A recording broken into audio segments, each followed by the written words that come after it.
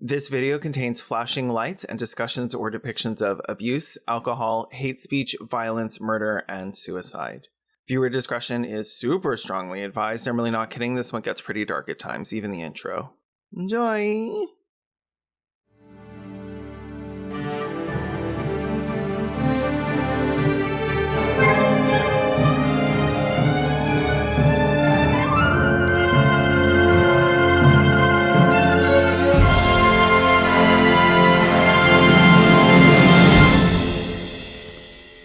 The second you see your son dropping the limp wrist, you walk over there and crack that wrist. Got a bunch of perverts and homos.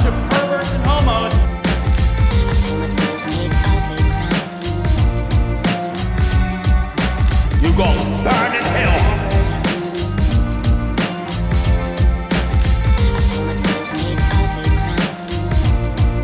You walk over there and crack that wrist.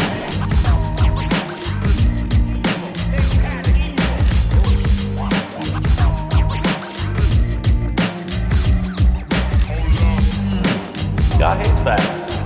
You gon' burn in hell. You gon' burn in hell for mocking God. That's right.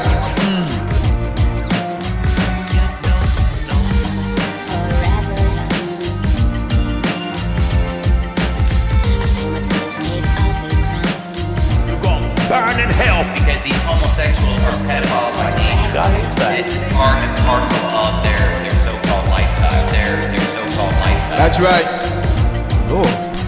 You gon' burn in hell.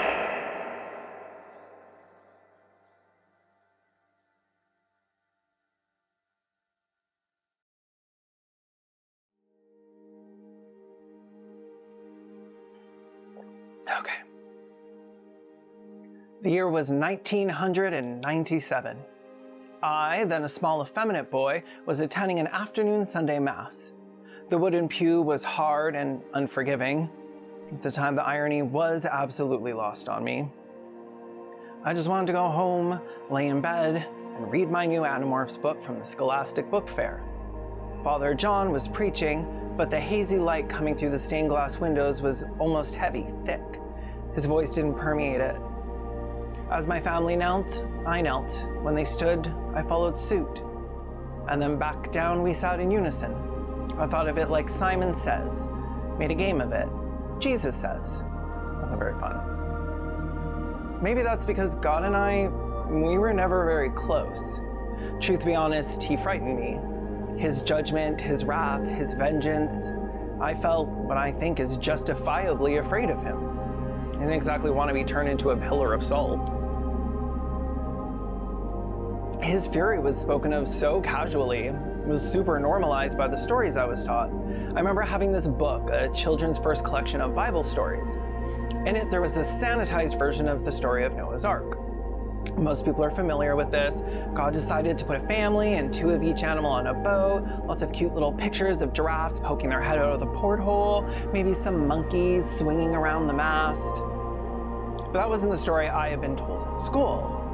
No, the full story is much darker. The story goes like this.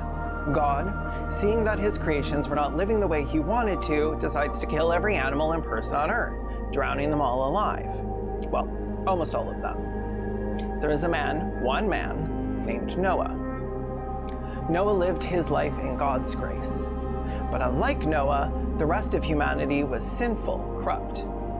God, knowing he was about to commit a massive genocide, instructs Noah to build an ark that would save his family and 2 of every animal.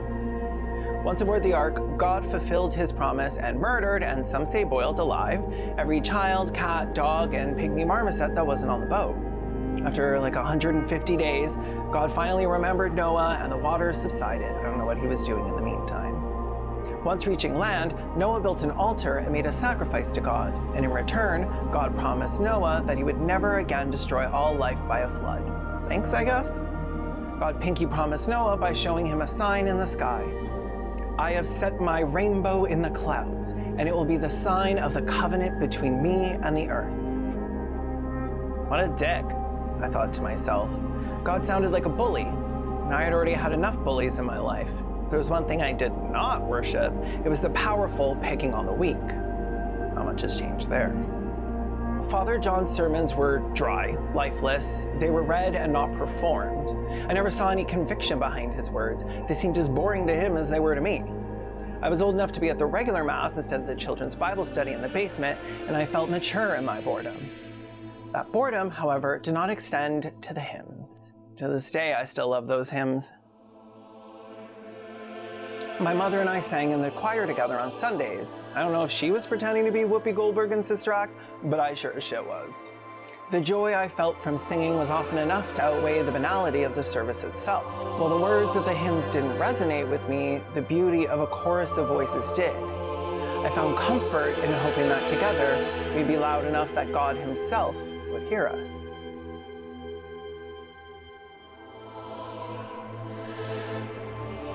I would sing with the passion that accompanies a fleeting moment of authenticity. That moment would pass, and then God was gone. One Sunday after Mass, a girl from my class was stalling outside the church at the top of the high steps. She called me over as I tried to walk past without interacting. We weren't exactly friends. "He was talking about you," she said. Who was? My anxiety peaked. It's never a good thing when people were talking about me. They never had anything nice to say, and I kind of wish they wouldn't have said anything at all. I really would have rather just been invisible. "Father John, he was talking about you during Mass."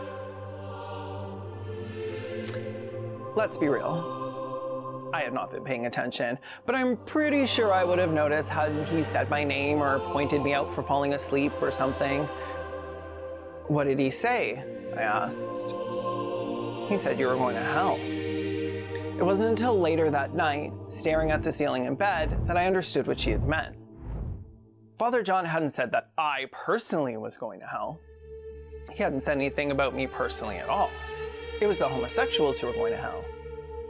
And in the opinion of Natasha and every kid that knew me, I was a homo. I don't know if they really knew what that word meant, but I didn't. I just knew that when someone would call me that, people would laugh. I knew it was a bad thing to be, because it was a bad thing to be called. But I was never one to leave a word undefined, a cardinal sin for a bookworm like myself. So I crept down to the bookshelf in the basement, traced the spines of the set of the Encyclopedia Britannica's H. Homosexual. H. Sexual attraction to and preference for members of one's own sex. What? I was even more confused than before. I wasn't attracted to anyone. I hadn't even started puberty. I don't think I even knew what puberty was. But if everyone was saying it was true, then maybe it was. Did God hate me? Was I going to hell? Was I a homosexual? Yes, bitch, of course. Kind of.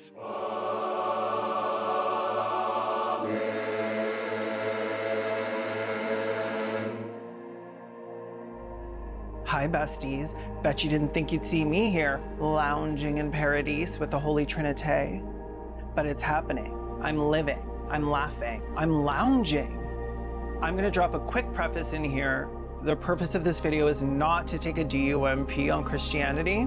This video is not about discrediting the teachings of Jesus. In fact, if anything, I'll be arguing for the adoption of the teachings of Jesus, though not through the lens of the church. All right, let's get messy. Please, Lord, save me from your followers. If there's one thing I think Christians need to address, it's that Christianity has had a big PR problem for a long time now.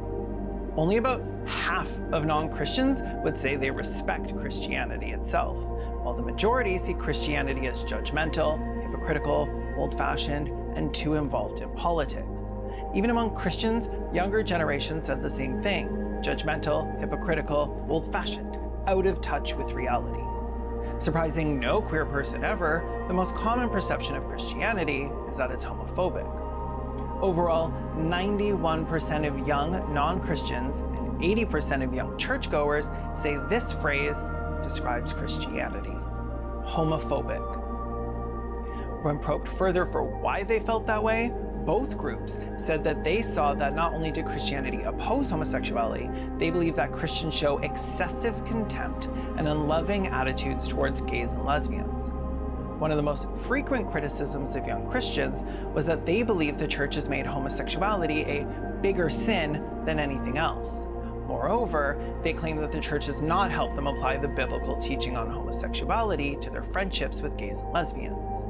Basically, they feel as though the church is leaving them without any instructions on showing Jesus' love to LGBTQ+ people. Their instructions are just to judge, condemn, and oppose them. I wasn't surprised to see that was the consensus, but what I did find a little surprising was this. When asked for impressions on Christianity today without any prompting or leading in the question itself, the question was open-ended, like, what are your impressions? One of the common themes was that Christianity in today's society no longer looks like Jesus. I think I was surprised because it's difficult to get through what the church claims is the word of Jesus to get to what Jesus himself preached.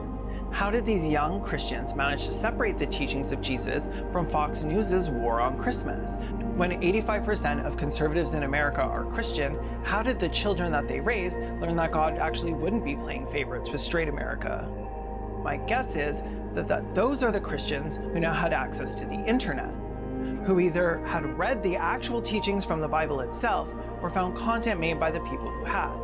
Maybe they had found Jesus' teaching with way less spin on them than the church puts. Because while conservative Christians claim to be honoring the words of the Lord in their lives and work, it's clear from anyone that actually stands Big J that they don't. They preach, love the sinner, hate the sin. But where did that come from? Not Jesus. That's not even from the Bible. That was fucking Gandhi, hello. Gandhi, who also said, I might have become a Christian were it not for the Christians. I always am uptight when somebody says, I love the sinner, but I hate his sin. I'm sure you've heard that line over and over again, and my response is, that's interesting, because that's just the opposite of what Jesus says. Jesus never says, love the sinner, but hate his sin. Jesus says, love the sinner and hate your own sin. And after you get rid of the sin in your own life, then you can begin talking about the sin in your brother or sister's life. Blessed are the poor, the meek, those who seek justice, the merciful, the pure in heart, the peacemakers, the persecuted. Blessed are the people who have been insulted and oppressed in Jesus' name. Rejoice and be glad, because great is your reward in heaven. But woe to you who are rich, for you have already received your comfort. Jesus preached that the poor, the sick, the ill, the ones that could not help themselves, those were the ones who must be loved, who were held closely to God's heart. And not only did he preach this, he lived it. Which is why, if Jesus ran for president on this platform today in America, most conservatives would say he was a lib simp commie fag who needs to cut his hair and learn that God helps those who help themselves. Pick your ass up by your sandal straps and get a fucking job. And most of their devoutly Christian base would support that stance. If presidential candidate Jesus said that it was our job to live in the love of God and to show that love to our neighbors, including our queer ones, they'd crucify that little twink faster than the Romans did. Because they've made it clear, crystal clear, to even their own people that their obsession with queerness has put Jesus on the back burner. Sounds like a really good country song. Now, they've turned Jesus into someone people associate with hatred, bigotry, and shame. And then they have the nerve to say that we're the ones making a mockery of God's design. The biggest threat to the message of Christ is not the fags, it's the Christians. I'll begin to believe in the Christian Savior when I see more Christians look and live like they're saved. Jesus taught that the reason why you must follow the word of God is because it's the best way to treat everyone with love, empathy, generosity, and kindness. The laws put forth in the commandments in the Bible are not there as strict rules, but as road signs. The reason why the church says you must follow the word of the church is because they claim they speak for God. And if you do not follow their word, you'll burn forever in the fiery pits of hell. Hell is not going to be one big party for eternity, but hell is a place where people will literally burn in the fiery pits of hell. And a grocery store is a place where you go to buy groceries at the grocery store. The church uses fear as a motivation tactic. The threat of punishment in the next life is supposed to be effective enough to cage people to compliance in this life. But is that at all what Jesus preached? No. But the church doesn't want you to know this because it goes against their agenda. What they want is control. One group that they've used this tactic against really effectively is LGBTQ+ people. The Christian right brazenly stands in judgment of us, speaking for God himself, declaring us unworthy of the love God has commanded them to show us. We are so beyond salvation, so abominable, that they would stand in front of God himself and defy him for a chance to throw the first stone. They use their time on this earth to preach the law as if they're gods themselves, as if they decide which sins are most heinous. Christian scholarship is the church's prodigious invention to defend itself against the Bible, to ensure that we can continue to be good Christians without the Bible coming too close. Dreadful it is to fall into the hands of the living God. Yes, it is even dreadful to be alone with the New Testament. If the Christian right were to preach the New Testament, the word of Jesus himself, they would be unable to support any of the policies and actions of their own party. There are two passages that I think explains the real message of Jesus perfectly. Love the Lord your God with all your heart and with all your soul and with all your mind. This is the first and greatest commandment, and the second is like it, love your neighbor as yourself. All the law and the prophets hang on these two commandments. Whoever loves others has fulfilled the law.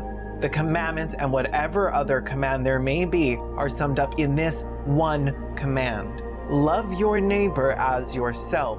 Love does no harm to a neighbor. Therefore, love is the fulfillment of the law. Basically, all the commandments and rules in the Bible are a framework to guide people towards the end goal of loving God and each other, true peace on earth. Love does no harm to a neighbor. So if a Christian is telling you that by preaching to you your sins, they're doing it out of love, they haven't read their Bible. Now, I don't normally concern myself with the beliefs of the indoctrinated. I live my life through a set of values I've devised. I want restorative justice for those who have been persecuted. I want the poor, the meek, and the people who can't defend themselves to be lifted up and out and into grace. I want to treat people with kindness, even when they're unkind to me. I want the greedy and the corrupt to be cast out of their towers, to lose their power over this earth. I do not believe that Jesus was the Son of God. My moral compass developed in spite of Christianity, not because of it. I am not a good person, and I'm trying to be.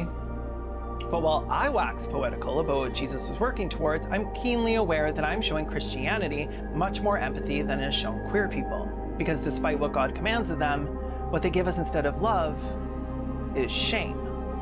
Often, to grow up queer is to grow up alone. For my entire childhood, I thought I was the only person in the entire world who felt like I did. Different without definition of why. They called me gay, they called me a girl, they called me a fag, but I was never ashamed of who I was for a second.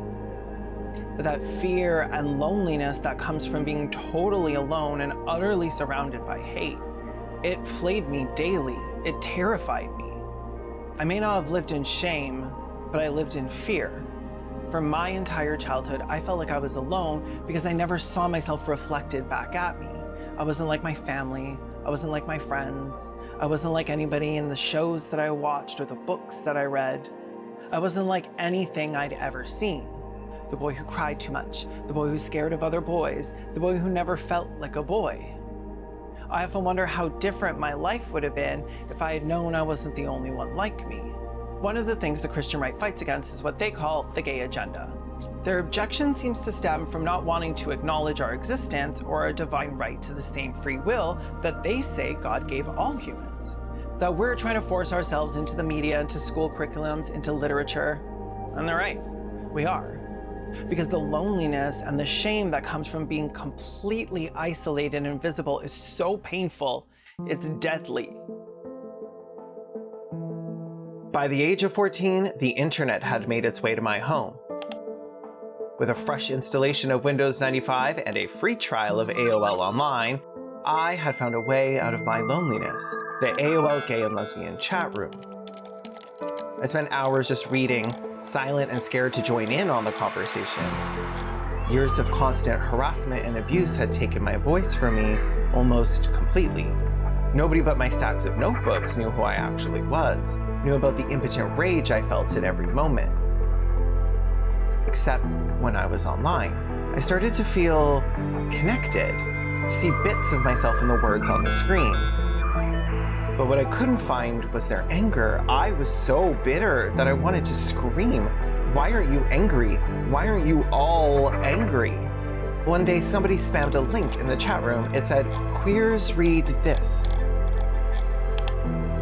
It was a leaflet handed out in early 90s New York City, and it had been copied and uploaded as a text file. "Queers read this," it said at the top. So it did. It was like getting caught in a downpour that just starts all at once. And it changed the entire course of my life immediately and with no warning. I hate having to convince straight people that lesbians and gays live in a war zone, that we're surrounded by bomb blasts only we seem to hear, that our bodies and souls are heaped high, dead from fright or bashed or raped, dying of grief or disease, stripped of our personhood. I hate straight people who can't listen to queer anger without saying, "Hey, all straight people aren't like that. I'm straight too, you know." As if their egos don't get enough stroking. Why add the reassurance of, "Oh, of course I don't mean you. You don't act that way." Let them figure out for themselves whether they deserve to be included in our anger. But of course, that would mean listening to our anger, which they almost never do. They deflect it by saying, "I'm not like that," or "Now look who's generalizing." They've taught us that good queers don't get mad. They've taught us so well that we not only hide our anger from them, we hide it from each other. We even hide it from ourselves.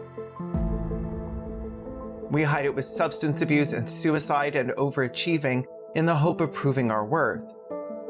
They bash us and stab us and shoot us and bomb us in ever-increasing numbers, and still we freak out when angry queers carry banners or signs that say, "Bash back." Let yourself be angry. Let yourself be angry that the price of our visibility is the constant threat of violence. I finally had words to express the tearing ache I felt every waking moment. The screaming injustice that makes you want to tear at your own skin. The church had told me I was disgusting, I was a sinner, I was going to hell. For what? Who punishes someone for love? I thought only I was angry, that only I saw the hatred around me, but I was right to be angry, and I was wrong to think that I was alone. With that, even more of the weight of that suffocating loneliness lifted off of me. Up until that point, I hadn't really felt quite at home with the gays in the chat room. I didn't understand their pop culture references or why they were so quick to tear each other down. I didn't think gay was for me. But queer? I liked the sound of that. For weeks, I would read that manifesto over and over again. While reading it, I would trace one thing in my notebook, filled up the page with it until there was no page left. Bash back. Once you realize the source of your pain, you begin to be able to identify it when you see it, to pick it up and follow the thread back to where it connects to the rest. What were once just the way things are becomes, is this the way things should be? Or just the way the church told me they are and should be? How quickly you notice the shackles once the blinders are off. Where Jesus would have given us love and acceptance, the Christian right shows us vitriol and rejection. They taught us that what we are is shameful, dirty, wrong. They pushed us into closets and then acted like it was our choice. They work to prevent us from liberation and love, and then when we defend ourselves, they call it an agenda. Yes, bitch, I have an agenda. I have to stay organized if I'm going to work towards dismantling the systems you built to keep us ashamed, oppressed, repressed, converted and corrected, despised and disowned, rejected, bashed, broken and alone, and unable to find enough joy in this world to keep living in it. Suicide is rage against the world turned inward. A few years ago, there was a study done that showed that religious people were less likely on average to attempt suicide. That's not true if they were LGBTQ+. Their parents' religious homophobia almost doubled the risk of their child attempting suicide. LGBTQ+ youth who report not hearing their parents use religion to say negative things about them were at significantly reduced risk of attempting suicide, regardless of whether religion was important to them or not. These kids are also less likely to open up to their religious parents, severely reducing their chances of finding treatment or support when they were feeling suicidal. Among trans and or non-binary youth, 57% who did not hear their parents use religion to say negative things about them shared their gender identity with a parent, compared to 45% who did. And the cis-straight Christian kids, they take all this messaging in and they bring it to school with them. They carry it out with them into the real world. Some of them realize it's harmful, baseless, and fight alongside us as allies. Thanks to them. Some don't, though. The harassment and bullying that leads to gay, bi, queer, and trans kids killing themselves is well documented. In fact, schools with LGBTQ+ awareness groups and trans-inclusive bathroom policies have been shown to reduce suicidal planning and attempts. Queer and trans children who commit suicide are 5 times more likely to have been victims of bullying than other kids who do. While researching for this video, which, by the way, was as awful as you would expect, I came across a Reddit thread in the subreddit Christianity. It was written by a current Christian who used to work in suicide prevention. It was hard to read. For context, an affirming Christian is one who accepts LGBTQ+ people as equally loved by God. A non-affirming Christian is one of the Christians I've been talking about, one that doesn't. In my youth, I was a non-affirming Christian. I thought that they were wrong, sinners, and shouldn't be allowed to marry. My journey to becoming a fully affirming Christian was through my work in suicide prevention. It's alarming how often someone calls in to kill themselves over being homosexual. I have a unique opportunity to be paired with people for longer periods than just a call. This means that I'm in the unfortunate position to know what works and what does not work when trying to help people. In the beginning, I tried to follow the Christian line of, you are being called to celibacy, but God still loves you and will save you. I did everything that I could to provide God's love to them and show them how much He cares and explain that they just need to be celibate and that's all. The whole 9 yards about seeking God and He will make you content and at peace. 17 people I provided that to. 16 killed themselves still. 1 asked to be transferred to another person.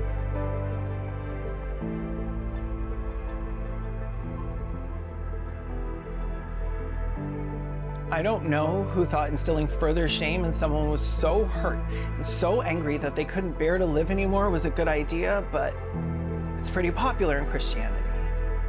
They say it's our fault because we could have lived celibate, stayed in the closet, denied who we are. We could have lived a lie. That can't last. It never really lasts. If we don't kill ourselves, eventually we have to become authentic. And when we do, they'll say, "Have you no shame?" To which I reply, "Oh, please. Like shame is something to be proud of?" The shame they put on us is toxic in the truest sense of the word. It's poisonous. It seeps into you, into every corner of your being, and it permeates into every aspect of your life. And when we're in that shame, in hiding, we're often forced into positions that put us into even more danger. We end up in the woods, or in an alley, or in some random older man's apartment. We take birth control as black market hormones and drink to kill the pain. That shame that they put on us, it pushes us into the position where we continue that cycle. And in an attempt to find ourselves without losing everything else, we often make decisions we never would have made if we had had more options. The options straight kids have. It leads us to what's called compound shame. The shame they give you results in you doing things you actually do find shameful. Things that might be harmful. And it compounds and pushes you farther into that darkness. The weight just adds. Which is how I found myself, just turned 15 years old, meeting up with a 22-year-old man on the internet who had been grooming me for months.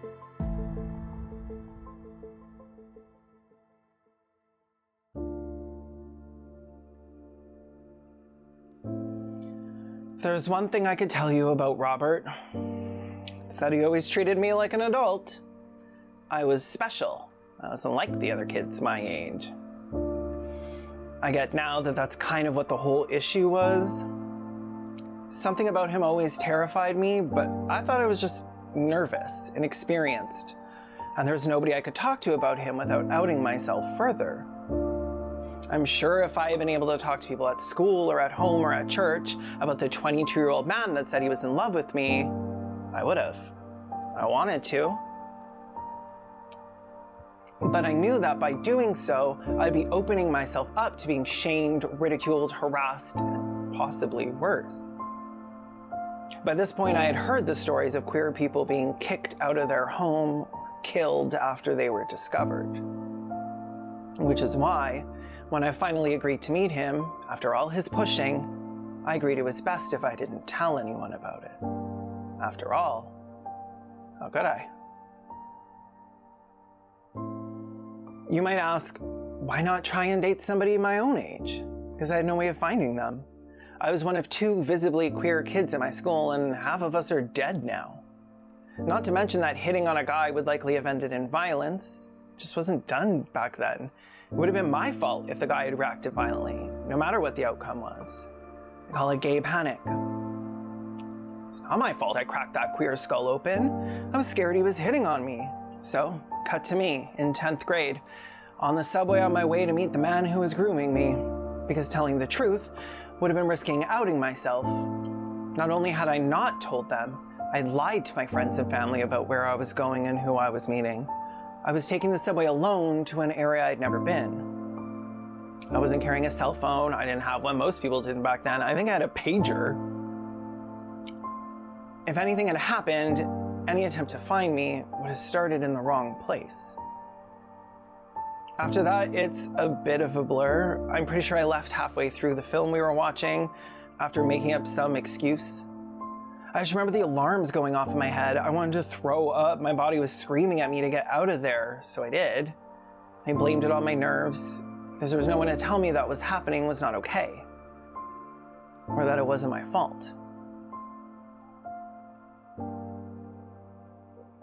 And that's because a childhood in the church left me unable to feel confident that I would be accepted by my family, my friends, my school. I was out to a couple friends, but after having recently been outed by one of them to somebody else, I just couldn't tell them anything else. Anytime I'd worked up the courage to tell an adult about being bullied, called gay or a girl or a fag, the most I ever got was that it wasn't kind to say that someone is gay. It's a bad thing to call someone, they'd say. But what I heard was that it was a bad thing to be. I was too scared to be hurt again by them, invalidating the silent agony I felt every second of the day. That agony stayed with me for a very long time and overshadowed and tainted everything else. There were so few moments in my childhood that I remember with any positive feeling. Except, I used to be fast, probably from a lifetime of being chased. But I used to run, really run. I felt like I could crack the pavement. Felt like if I just ran just a little bit faster, I might be able to just fly. Like my time singing in the church choir, I was able to, for a moment, connect with what was underneath that agony, to actually see it. When you're running, the world drips off of you like sweat. And the sound of air rushing past and into your ears drowns out the minutiae of the mundane that allows you to hear what's underneath. The true fear that hides its face so you can't ever address it. The thought that they put in your head to keep you from ever feeling confident enough to fight back. What if it was my fault?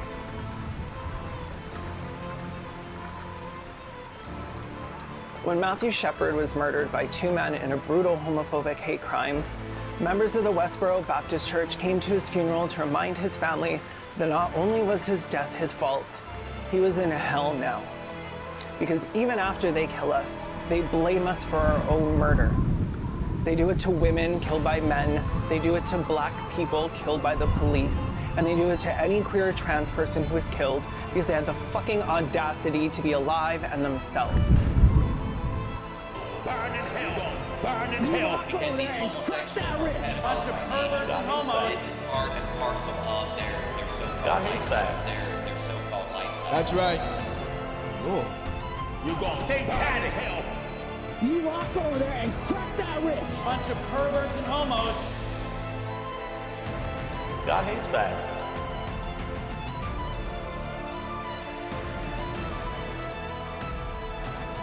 Enough. Fuck them. Fuck them all. Satanic! If I'm a faggot, I'm gonna be the biggest fucking faggot you've ever seen.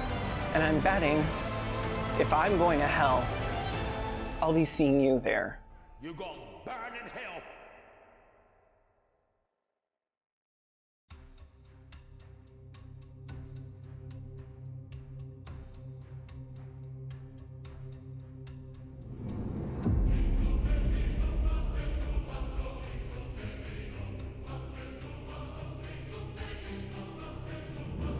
There.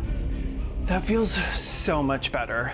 Shame is out and Campy Pride is in. And since Sky Daddy's lost his one big blackmail chip against us, we can get a little sinful. And I promise, no more blubbering, mostly. It's a new dawn, a new day, and I'm feeling good. Oh, hey. Yeah, I figure I'd be seeing you down here. You know, when straight people accuse gays of shoving our sexualities down their throats, which, by the way, super gay imagery you've conjured there, Chadley. Anyway, when they accuse us of shoving our sexualities down their throats, I think they honestly believe they're making a valid complaint. After all, straight people don't have a pride parade. Or I mean, they do. It's fucking pathetic, but what can you expect from the kind of people that would organize such a sad, sad affair? One of my least favorite bits of discourse is the celebration of pride is unnecessary. Why should anyone care who you fuck? I don't know. Why do you? Why celebrate pride? Because being proud proves to ourselves and you that we refuse to be shamed. Not ashamed, shamed. That your attempts to beat us into a submission have resulted in a lot of really pissed off queers. And I'm sorry, but I'm not going to be asked, why does your sexuality have to be your entire personality, by someone whose entire personality is a Bass Pro fishing hat and truck nuts? No ma'am.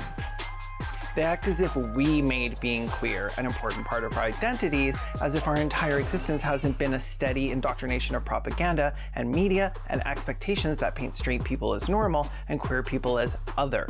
You did this. You called us slurs, you told us we were disgusting because of one part of us. You diminished us to nothing but our sexuality. And you did it so you could feel powerful. And when we take that back from you, and you can no longer control us with that shame and the threats of eternal damnation, you try and gaslight us into thinking that publicly rejecting your abuse is an overreaction on our parts. We didn't whittle ourselves down, reducing complex human beings to just being gay. You did. We just ran with it. And now you're mad that we're doing it with pride instead of shame. They laugh when we say life is harder for queer people. Don't act gay then. Nobody needs to know, they'll say, while they sit content in their ignorance that most of us have tried that and it didn't work. No need to even tell people you're gay, that's your business. Right. Because it's so hard to tell someone is gay. Bold words from the we can always tell crowd. Obviously you can't always tell when someone is gay, but you could tell for a lot of us. Their inability to even fathom the differences between our lives and their lives is almost mind-boggling, but partly that does come from our own messaging. We're just like you, we just want to be loved. Like, no, I don't want straight people to treat me like they treat other straight people, because don't treat each other like shit. I just want to be left alone. Well, guess what, Straggets? What if I told you, we don't give a fuck what you think, as long as you mind your own fucking business. Don't want to see pride? Don't go to it. Don't want to live in a world where trans people have rights? Fling yourself into the sun. Don't want to see two men kissing? Gouge out those sinful little eyes. Don't want to watch a music video where a gorgeous, talented, ephemeral young queer guy uses his allure to get close to Satan and murder him and steal his throne? Call your ISP and cancel, snowflake. So, the music video. Everybody's talking about it. Nobody can shut the fuck up about it.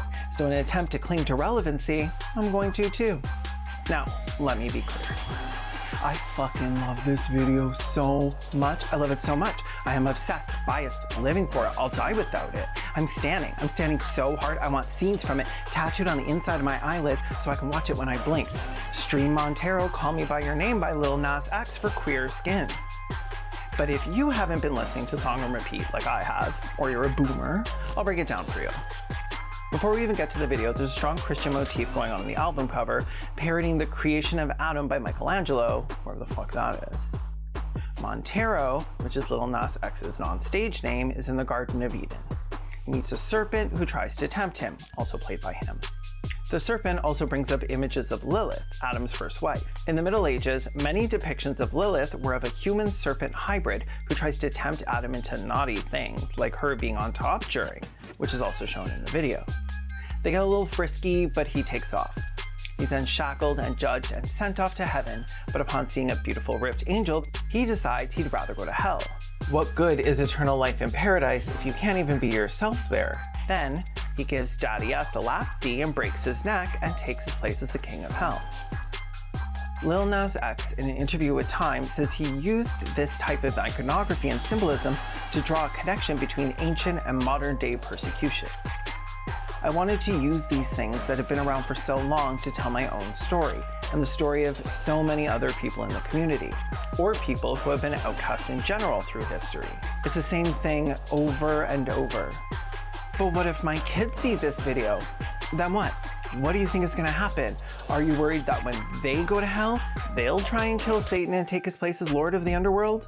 No, you're using the satanic imagery as a cover. You're worried your kids will know it's totes normal to be queer, and that's what you're scared of. That the lies and shame you intended to use to stifle and suffocate your little Gaby will lose their power. It's so easy to tell when the Christian right is using God as a cover for their homophobia. Provocative satanic imagery and references in music aren't new. Artists such as Black Sabbath, who popularized the Devil's Chord, Madonna with her Like a Prayer video, and Lady Gaga's Judas are meant to shock audiences into anger and intrigue. But these examples didn't lead audiences to anywhere besides conspiracy theory rabbit holes. They were not reflective of the artist's identity and the impression that comes along with it. However, Montero reimagines the biblical story with a distinctly black, queer, and femme vision in order to affirm Lil Nas's own sexual liberation.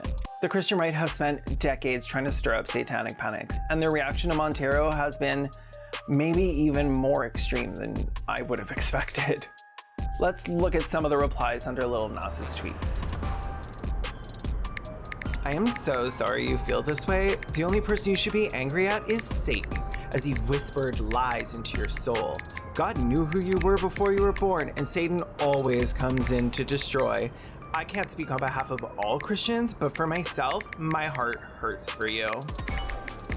Hating yourself was by choice, Peridot. You just know on your conscience it didn't add up or feel right until the Globe said it was cool.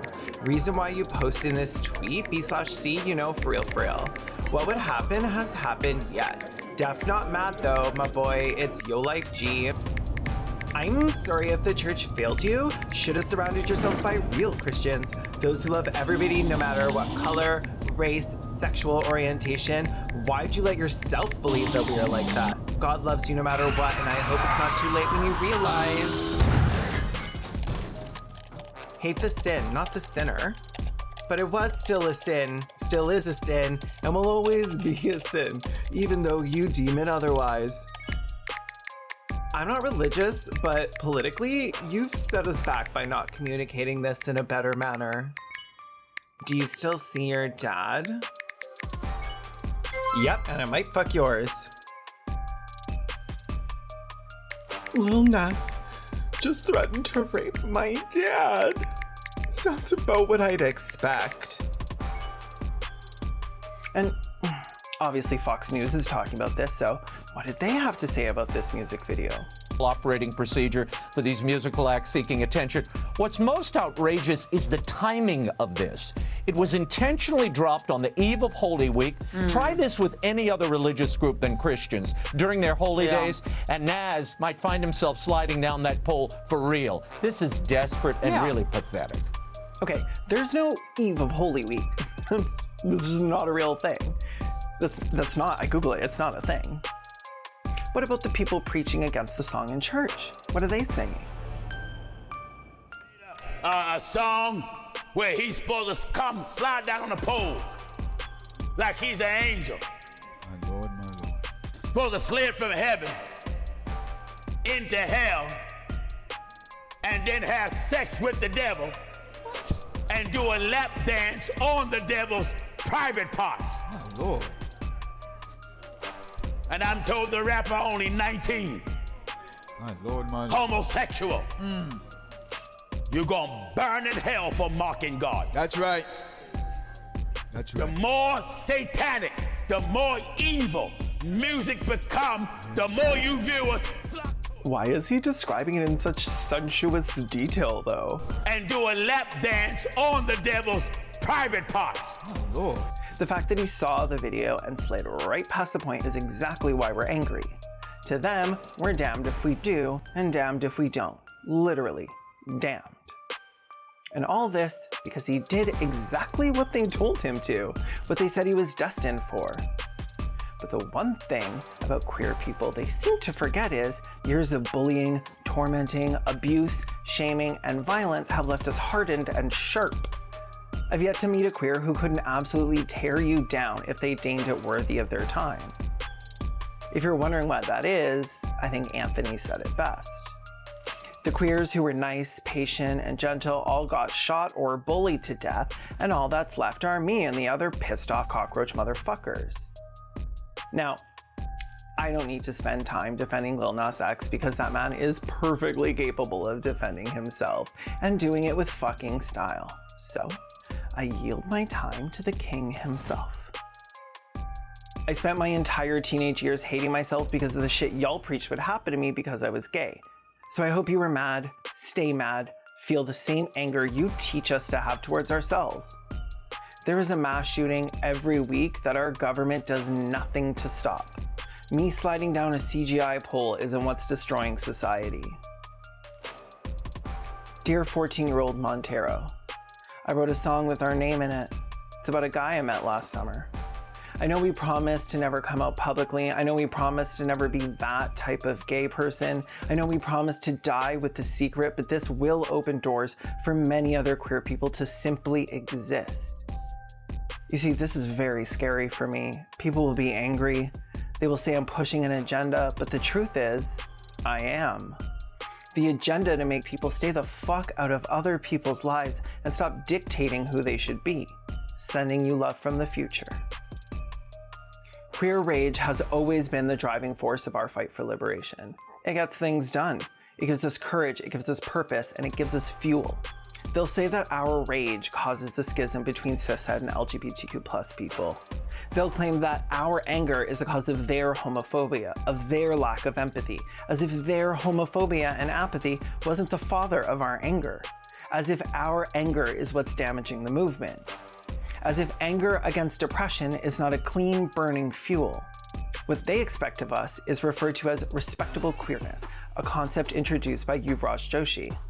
It's basically this: the only time society even attempts to accept us is if we pretend we're just like them.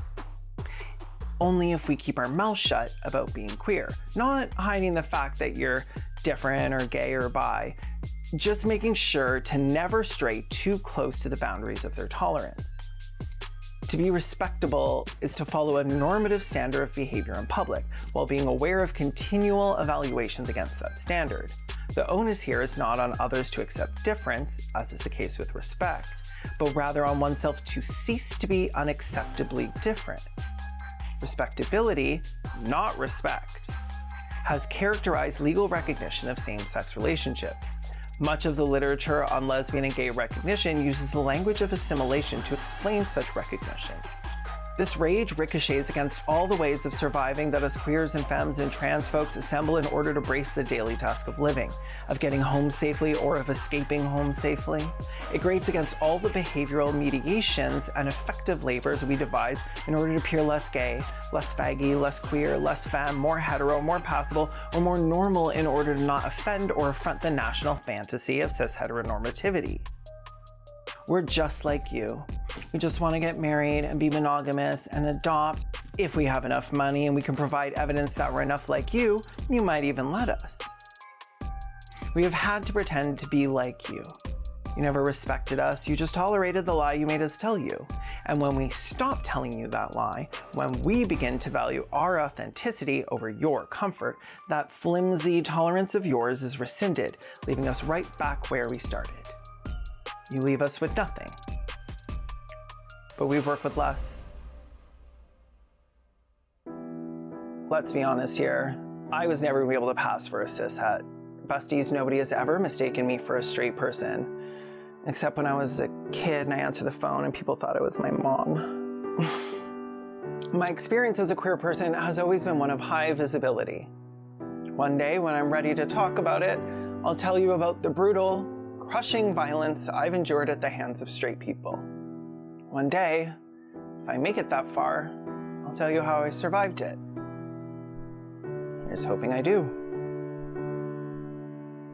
I have so few real regrets in life. I always try to be myself and be the best version of myself, even if that means confronting my own flaws and failings.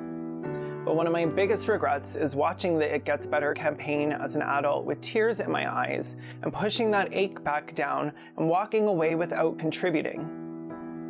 And it's a little late, but here goes. Every tool is a weapon if you hold it right. That shame, it's theirs, not yours. Let it go. Just let it go. That rage, though, use it. Wield it, direct it, weaponize it. We live under constant attack from outside of our community. Things got better for a lot of us. We know the stories now. But the community itself is so divided. We spend so much time tearing each other down because attacking individuals online is easy. Disrupting and dismantling the system that would have us kicked out, homeless, broken, ashamed, bruised, beaten, and dead. It sounds impossible. And it is, as long as we remain divided.